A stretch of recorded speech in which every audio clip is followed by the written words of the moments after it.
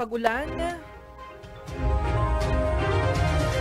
Malakas na pag-ulan, kidlat at malalakas na hangin ang inaasahan sa ilang bahagi ng Mimaropa.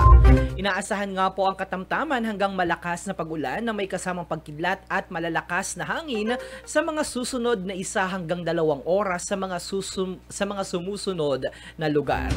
Dito po dyan sa may bahagi ng Oriental Mindoro, partikular po sa may lungsod ng Calapan at sa bayan po ng Baco, gayon din po sa probinsya ng Romblon, partikular sa munisipalidad ng Ferrol, gayon din po sa Looc at Ojongan, at dito po sa lalawigan ng Marinduque, partikular po dito sa bayan ng Santa Cruz at sa bayan po ng Torrijos, ay mararanasan ang katamtaman hanggang sa malakas na pag-ulan na may kasamang pagkidlat at malalakas na hangin. Ayon po sa ulat ng Department of Science and Technology Luzon o Southern Luzon, kasalukuyang nararanasan ang sa mga nabanggit na lugar, partikular po dyan sa may bahagi ng Nawan at Victoria, Oriental Mindoro, at posibleng magpatuloy ito sa loob ng 1 hanggang 2 oras na maaring makaapekto rin sa mga kalapit na bayan. Pinapayuhan ang lahat na maging mapagmatsyag at mag-ingat laban sa mga posibleng epekto ng malalakas na buhos ng ulan gaya ng biglaang pagbaha o yung tinatawag po na flash floods at pagguho ng lupa o landslide.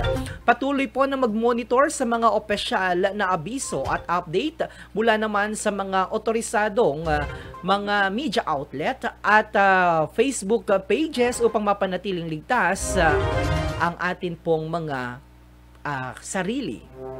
Samantala, ang atin pong haring araw ay sumikat kaninang alas 5:20 o alas 5:58 ng umaga at lulubog po yan mamayang ganap na alas 5:23 ng isang magandang hapon.